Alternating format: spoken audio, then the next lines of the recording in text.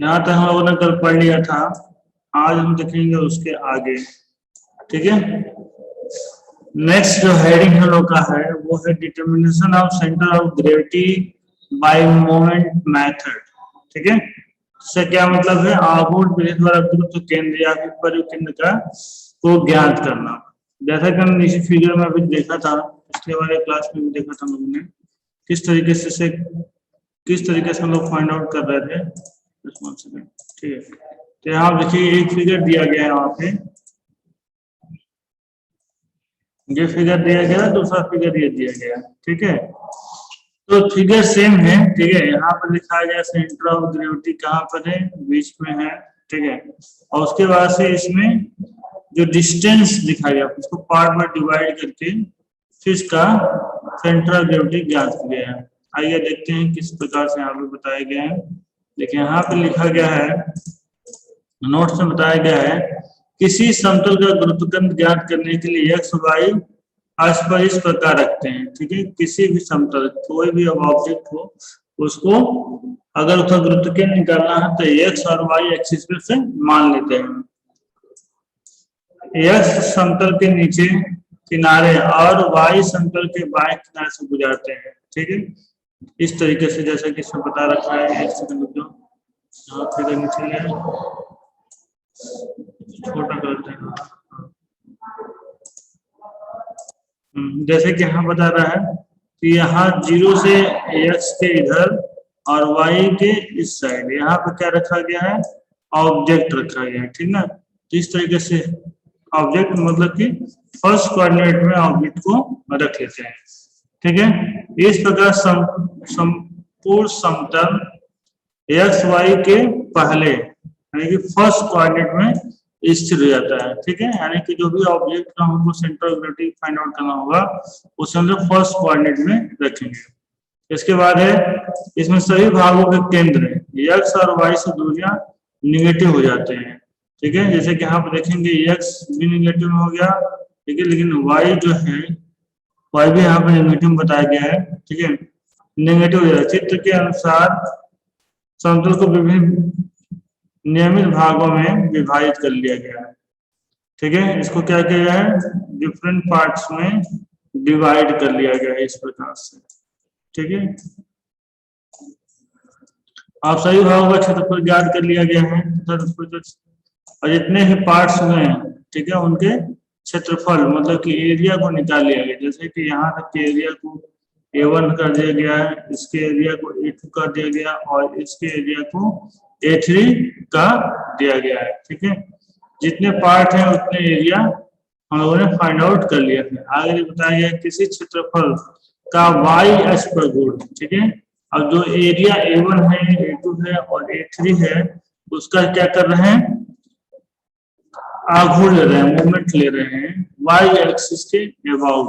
तो क्या हो जाएगा, क्षेत्रफल गुणे क्षेत्रफल के केंद्र की वाई अक्ष से दूरी। ठीक है, जो क्षेत्रफल है वो, ठीक है, और इस क्षेत्रफल का जो केंद्र बिंदु है उसकी वाई अक्ष की दूरी से मल्टीप्लाई कर देंगे तो क्षेत्रफल का वाई अक्ष पर आघूर्ण निकल जाएगा।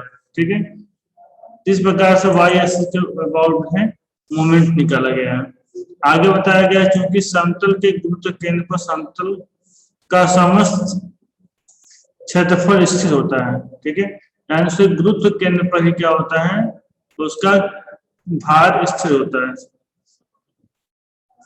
और उसी केंद्र पर उसका जो क्षेत्रफल का जो सेंटर होता है उसका गुरुत्व केंद्र ही हो जाता है।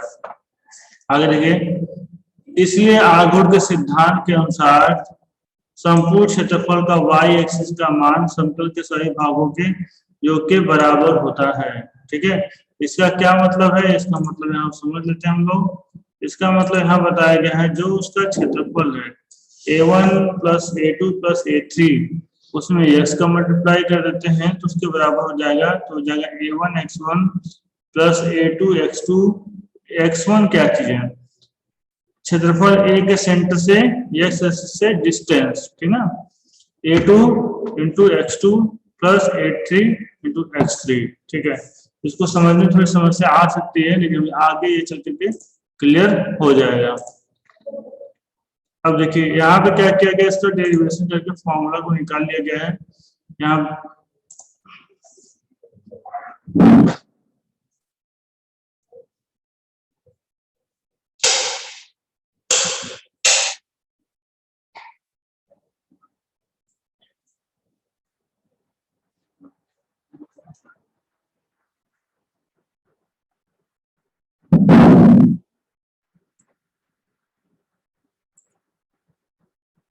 देखिए यक्स के लिए क्या किया गया है, जो अभी ऊपर हम लोग देखते थे formula, x1 plus a1 a2 x2 plus x3 a3 by जो एरिया है उसको ऐड कर दिया जाएगा, तो क्या हो जाएगा, एरिया जब ऐड कर देंगे तो हो जाएगा a1 plus a2 plus a3। ठीक है,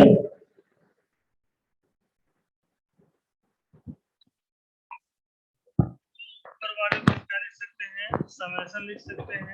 ठीक है, यहाँ लिखा जा सकता है,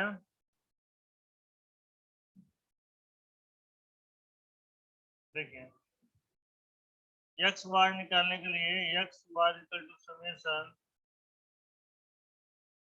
ए I X I by capital A I X I क्या दिखा रहा है, ए आई का क्या मतलब है कि वहां पे नंबर हो सकता है कोई भी 1 2 3 4 5 6, और एक्स में भी यही है, और कैपिटल ए दिखा रहा है कि जितने भी एरिया हैं उनको सबको ऐड कर दिया जाए, सभी क्षेत्रफल का योग, संपूर्ण क्षेत्रफल यहाँ पे कैपिटल ए के द्वारा रिप्रेजेंट किया गया है। ठीक है, तो हम लोग को याद क्या रखना है, डेरिवेशन नहीं समझ में आया कोई बात नहीं, लेकिन याद क्या रखना है, हमको ये चीज याद रखना है कि समतल के गुरुत्व केंद्र के परितः यक्स का निर्देशांक, यक्स का कोऑर्डिनेट निकालना है, वो कैसे निकालेंगे, जो ए क्षेत्रफल, जो ए पार्ट का क्षेत्रफल है वो a1 है, जो दूसरे पार्ट का क्षेत्रफल है वो a2 है, जो तीसरे पार्ट का क्षेत्रफल है वो a3 है, और x एक्सिस का डिस्टेंस है x1 x2 x3 है, दोनों को मल्टीप्लाई करके ऐड कर देना है, तो क्या हो गया a1 x2 plus a2 x3 plus a3 x3 by में सारे क्षेत्रफल को जोड़ देना है, यानी संपूर्ण क्षेत्रफल रख लेना है, वो हो गया a1 plus a2 plus a3। अब उसी को इस फॉर्म में लिखा जा सकता है, x इज इक्वल टू क्या लिखा जाता है, summation A I X I by capital ए क्या हो गया, संपूर्ण क्षेत्रफल हो गया। ठीक है, ये तो हो गया x के फॉर्म में, और इसी सेम चीज को हम लोग क्या देखेंगे y के फॉर्म में। ठीक है, इसी समतल का y निर्देशांक। ठीक है, y निर्देशांक कैसे मिलेगा, तो y के लिए भी सेम चीज है, y bar is equal to a1 y1 plus a2 y2 plus a3 y3 y में संपूर्ण एरिया मतलब टोटल एरिया हो जाएगा a1 plus a2 plus a3। इसको कैसे लिखेंगे, इसको भी सेम उसी तरह लिखेंगे, y bar is equal to summation A I Y I by capital A. ठीक है, तो हम लोग को जो याद रखने का चीज है वो ये कोऑर्डिनेट निकालने के लिए ये चीज हम लोग को याद रखना है। ठीक है, बहुत सिंपल भी है और याद रहेगा। इससे ऑब्जेक्टिव क्वेश्चन बहुत कम ही बने हैं अभी तक। ठीक है, जो ऑब्जेक्टिव क्वेश्चन होंगे हम आपको बता देंगे। देखिए आगे क्या है, आगे बताया गया यहाँ पे नोट्स। ठीक है, नोट्स में क्या है, यदि किसी समतल के स्थान पर किसी ठोस पिंड जैसे कि बेलन शंकु इत्यादि का गुरुत्व केंद्र निकालना हो तो विभिन्न भागों का क्षेत्रफल का स्थान उनका आयतन प्रयोग किया जाता है। यहाँ पर बताया गया है अगर कोई ऐसा शेप हो जिनका क्षेत्रफल निकालने में परेशानी हो या फिर वो 3D मॉडल हो, ठीक है 3D में हो, तो उसका हम लोग वैल्यूम लेते हैं, उसका आयतन लेकर के हम लोग काम करते हैं। यहाँ बताया जैसे कि बेलन है तो बेलन क्या है, वो 3D मॉडल है। ठीक है, उसमें केवल एरिया से काम नहीं चलेगा, तो वहाँ पर हम लोग क्या करते हैं, वहाँ पे वैल्यूम ले लेते हैं, उसका आयतन लेकर के काम किया जाता है। तब क्या हो जाएगा, उसके कोऑर्डिनेट के लिए X bar is equal to summation V I Y I by, sorry यहाँ पे वाई नहीं होगा, यहाँ पे एक्स जाएगा। ठीक है, एक्स बाई बी, बी मतलब कैपिटल बी मतलब क्या, संपूर्ण आयतन हो गया वहाँ पे। इसी प्रकार से y के लिए क्या हो जाएगा, y bar equal to summation i summation y summation v i y i by v। ठीक है, तो ये तब प्रयोग करेंगे जब किसी ऐसे बॉडी की बात की जाए जो कि 3D मॉडल हो, ठीक है, और उसमें केवल क्षेत्रफल को ना ले लेकर के उसमें पूरे वैल्यूम को कंसिडर करेंगे, उसके आयतन को कंसिडर किया जाएगा, तब ये हम लोग यूज करेंगे। दूसरा देखिए, दूसरे में क्या बताया गया है, यदि ठोस यदि ठोस के विभिन्न भागों का घनत्व भी अलग अलग, ठीक है, अगर कोई सॉलिड ऐसा है जो कई मटेरियल से मिलकर बना है और उसका डेंसिटी अलग अलग है, ठीक है, उसका घनत्व अलग अलग हो, तो आयतन के स्थान पर प्रत्येक भाग का द्रव्यमान प्रयोग किया जाता है। तो आयतन के स्थान पर क्या करेंगे, उसके द्रव्यमान को लेकर के काम किया जाएगा। इसके लिए यहाँ पे बताया क्या गया है, इसके लिए बताया गया है जब द्रव्यमान लेने की कंडीशन आ जाए तो हम लोग क्या करेंगे, तो हम लोग लेंगे X bar equal to summation rho I V I into X I, ठीक है, और समेशन रो आई वी आई कर लेंगे, ठीक है।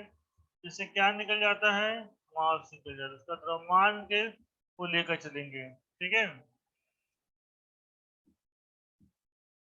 तो एक फार्मूला हम लोग जानते हैं, फार्मूला डेंसिटी इक्वल टू क्या होता है, मास बाई वॉल्यूम, ठीक है।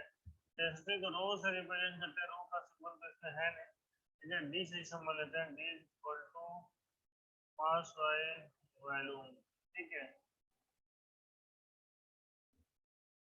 ठीक है। अगर एम इक्वल टू लिखना हो तो मास इक्वल टू क्या लिखना होगा, तो रो इनटू क्या हो जाएगा, डी, ठीक। इसी चीज को यहाँ पर लिखा गया है, ध्यान देंगे, तो रो इंटू भी लिखा गया है, इसी चीज को यहाँ पे लिखा गया है, इसी चीज को यहाँ पे रो इंटू भी लिखा गया है। ये एक्चुअली में है क्या चीज, ये है हमारा द्रव्यमान मास है, ठीक है, यम है, क्योंकि वैल्यूम के फॉर्म में पढ़ चुके हैं, ठीक है। अब सेम वाई के लिए भी यही चीज हो जाएगा, ठीक है।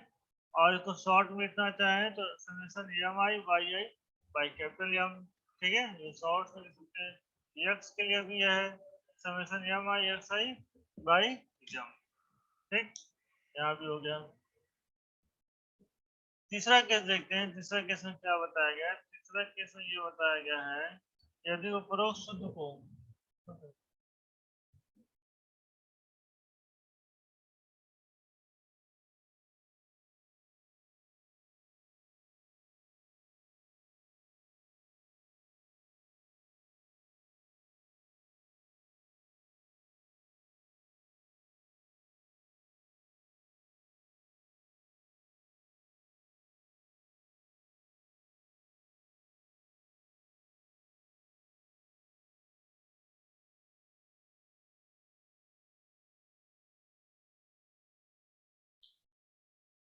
तीसरा केस देखते हैं, तीसरा केस में क्या बताया गया है, यदि उपरोक्त सूत्र को गुणित जी से गुणा तथा भाग दे दिया जाए तो, ठीक है, ऊपर वाले जस्ट ऊपर वाले सेकंड वाले को जिसको हम देखा है, अगर इसमें क्या कर दिया जाए कि जी से गुणित से भाग दे दिया जाए या फिर गुणा कर दिया जाए तब क्या होता है, वो यहाँ पे बताया गया है, ठीक है, देखते हैं। X bar is equal to summation M G X by N G, ठीक है, इसमें जी का मल्टीप्लाई कर दिया, ऊपर नीचे मल्टीप्लाई कर देने से कोई फर्क पड़ता नहीं है, ये हम लोगों ने पढ़ा हुआ है, ठीक है। लेकिन W इक्वल टू क्या होता है, W equal to M G होता है, ये हम लोगों ने पढ़ा हुआ है, ठीक है, कि W equal to M G, ठीक है। तो एम जी इक्वल टू भी क्या लिख सकते हैं, W लिख सकते हैं, एम जी इक्वल टू भी क्या लिख सकते हैं, W लिख सकते हैं, ठीक है। उसी चीज का यहाँ पे यूज किया गया है, तो यहाँ पे कर लिया गया है W equal to M G, ठीक है। यहाँ पे देखेंगे summation M G X by M G, उसी को यहाँ पर फिर लिख दिया गया है summation W I X I, तो एम जी को क्या लिख दिया गया, डब्ल्यू लिख दिया गया, ठीक है, समेशन WI/XI/W, ठीक, इस प्रकार से। और सेम इसी प्रकार से आप देखेंगे y के लिए भी लिखा गया है, ठीक है, y के लिए भी सेम इसी प्रकार से लिखा गया है। तो ये जो टॉपिक है ये आपको, हमको लग रहा है थोड़ा समझने में प्रॉब्लम हो रही होगी, ठीक है, लेकिन कोई बात नहीं है। इसका ऑब्जेक्टिव में फोकस हम लोग का रहेगा, ठीक है, और ऑब्जेक्टिव इतना टफ बन के नहीं आएगा जितना टफ हम लोग पढ़ रहे हैं। अगर ये जो चीजें हम लोग पढ़ रहे हैं ये बेसिकली न्यूमेरिकल के लिए है, ठीक है, जो बड़े बड़े न्यूमेरिकल के आगे आने वाले हैं वो है, लेकिन वो न्यूमेरिकल भी अब हमारे लिए एग्जाम के पॉइंट ऑफ व्यू से इम्पोर्टेंट नहीं है, क्योंकि उतने बड़े न्यूमेरिकल ऑब्जेक्टिव में नहीं आते हैं, ठीक है। तो हम लोग प्रेजेंट टाइम में जब स्टडी करेंगे वो एग्जाम के पॉइंट ऑफ व्यू से करेंगे, ठीक है। यहाँ पर बताया गया है, देखिए यक्स के लिए यहाँ पर भी बताया गया है, यहाँ पे फिगर दिखाया गया है, ठीक है, इसके रिस्पॉन्स में बात किया गया है। तो यहाँ X Y equal to x1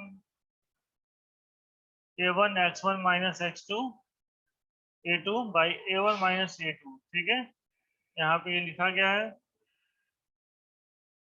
और y के लिए ये चीज कहा गया है, ठीक है। तो ये चीजें जो कब माइनस हो रहा है बस ठीक है, अभी तक हम प्लस देखा है और माइनस की बात करिए। यहाँ पे दो एरिया को कंसिडर किया गया है, देखिए ये एरिया A1 है और ये एरिया A2 है। जब एरिया के अंदर एरिया आ रहा है तो हम क्या कर रहे हैं, घटा दे रहे हैं, और जब बाहर की तरफ आएगा तो उसको ऐड कर दे रहे थे, यही करना। देखिए अगर इस एरिया को इस तरीके से डिवाइड किया गया होता है, एक एरिया यहाँ तक है और दूसरा A2 एरिया यहाँ तक है, तो इसको क्या कर देते हैं, यहाँ पे ऐड कर देते हैं, यहाँ प्लस कर देते हैं, ठीक है। लेकिन ऐसा नहीं है, यहाँ पे एरिया के अंदर एरिया है तो क्या किया जाए, घटा लिया गया है, ठीक है। देखिए यहाँ तक एक एरिया माना गया है और उसका है दूसरा, ठीक। तो ये भी फार्मूला बहुत सिंपल है, बस फार्मूला याद रखिए। फार्मूला जगह फिगर देख के फार्मूला बन जाए, बस इतना ही कॉन्सेप्ट रखना है और कुछ नहीं। और ये कभी आया भी नहीं अब तक, जितना भी जेई लेवल का भी एग्जाम हुआ है वहाँ भी इस तरह के क्वेश्चन नहीं पूछे गए हैं, ठीक है। ये सब चीजें जेई लेवल के एग्जाम में भी नहीं पूछे गए हैं, तो बिल्कुल भी घबराना नहीं है। आपको बुक में बहुत ज्यादा एडवांस दिया हुआ है, ठीक है। जो क्वेश्चन हम लोग एग्जाम में आते हैं वो यहाँ से है, कि जो अगर थियरी एग्जाम हो रहा होता तो ये सारे क्वेश्चन एग्जाम में पूछे जाने की संभावना थी, ठीक है। यहाँ का अगर चित्र में दिखाया गया यल कार्ड का गुरुत्व केंद्र ज्ञात करिए, ठीक है। यल कार्ड मतलब ये जो फिगर दिखाया गया है यल सेक्शन, अब इसका गुरुत्व केंद्र ज्ञात करना है, कहाँ पर होगा इसका गुरुत्व केंद्र ये ज्ञात करना है। तो इसमें हम लोग करेंगे क्या कि जिसको दो पार्ट में डिवाइड करेंगे, ठीक है। मान लीजिए कैसे कैसे डिवाइड करेंगे, यहाँ से लेकर के इसको एक पार्ट डिवाइड करेंगे, ठीक है, एक सेकंड जाइए, ठीक है, यहाँ से लेकर इसको एक पार्ट लोग मान लेंगे और यहाँ से लेकर के इसको एक पार्ट मान लेंगे, ठीक है।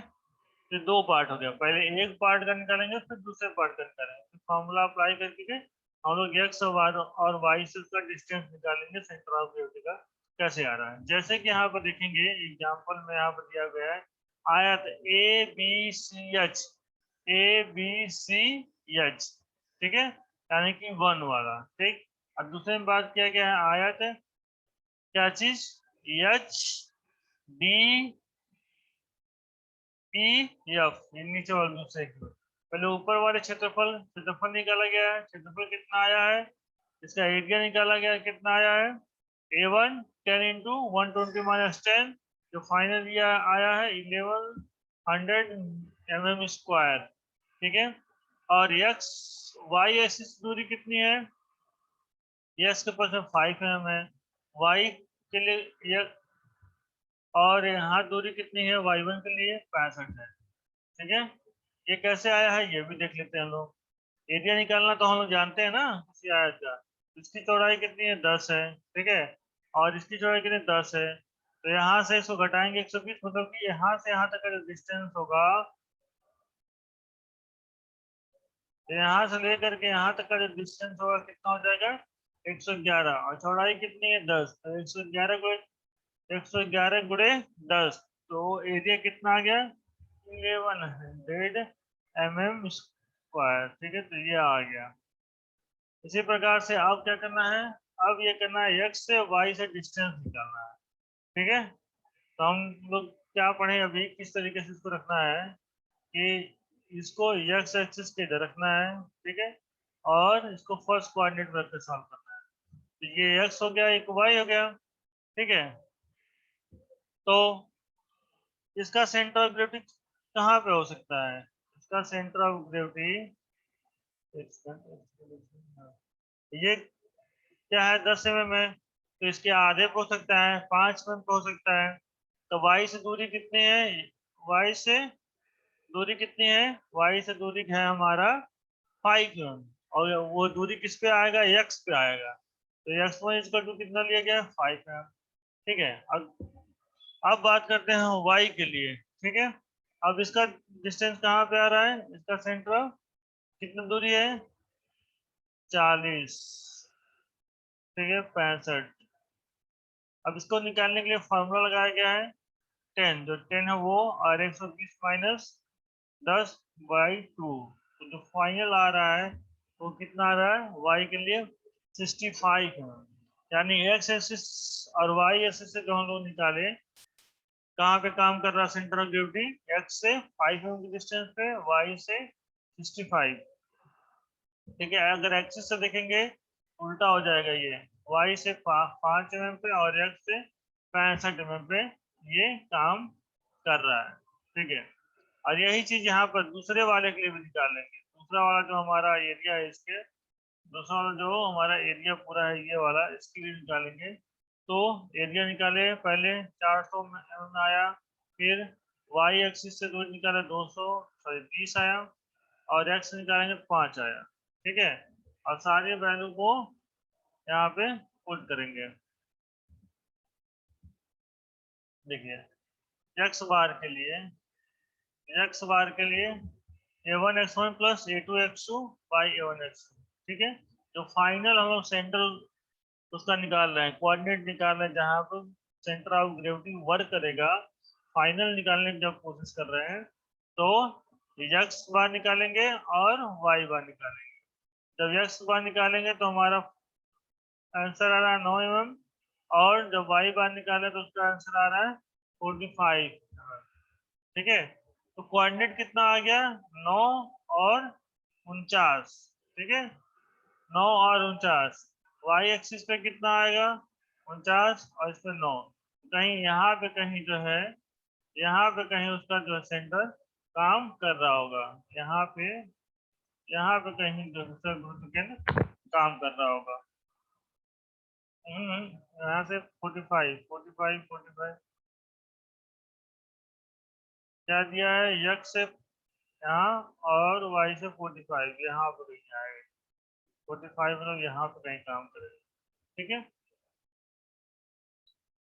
तो करना कुछ नहीं है, किसी भी इमेज को दो पार्ट में, तीन पार्ट में, जितने भी वो डिवाइड हो रहा है, डिवाइड करके सबका अलग अलग एरिया निकालेंगे। एरिया निकालने के बाद उसका सेंटर ऑफ ग्रेविटी कहाँ वर्क कर सकता है, पर्टिकुलर पार्ट के लिए एक्स और वाई निकालेंगे। ठीक है, जब ऐसे ही अगर दो पार्ट है दोनों पार्टों के निकाल लेंगे, अगर तीन पार्ट है तो तीन के निकालेंगे, और फिर फार्मूला अप्लाई कर देंगे। यही वाला फार्मूला क्या करेंगे, उस पर लगा देंगे, तो हमारा एक्स और वाई, एक्स बार और वाई बार निकल जाएगा, जहाँ से मान लीजिएगा ओवरऑल जो स्ट्रक्चर है, जो बॉडी है, उसका सेंटर ऑफ ग्रेविटी कहाँ पर है। ठीक है, इस चैप्टर में थोड़ा यही काम करना था। देखिए यहाँ पे हम लोगों ने देखा, नेक्स्ट क्वेश्चन देखेंगे।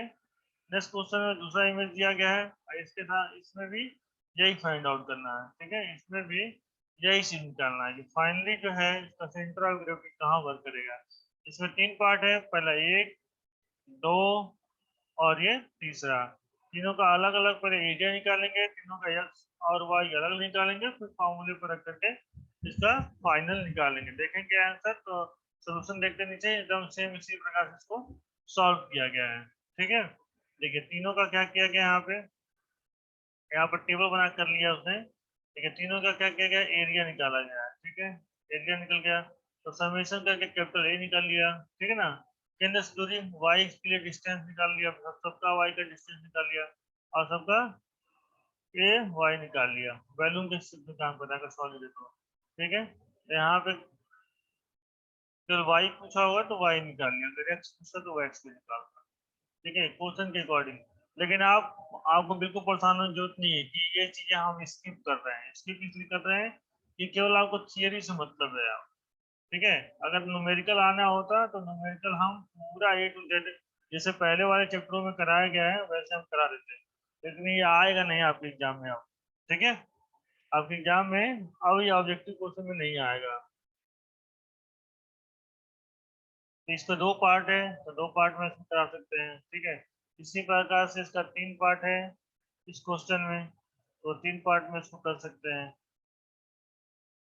ठीक है। तीनों पार्ट के अलग निकालेंगे पहले, उसके बाद से तो फार्मूला अप्लाई कर देंगे। जैसे कि आप देख रहे हैं ये सब फार्मूला, ये इसी के फार्मूले को अप्लाई करके रख दिया। आंसर फार्मूला बेस्ड क्वेश्चन है, ये बहुत ही इजी है, ठीक है।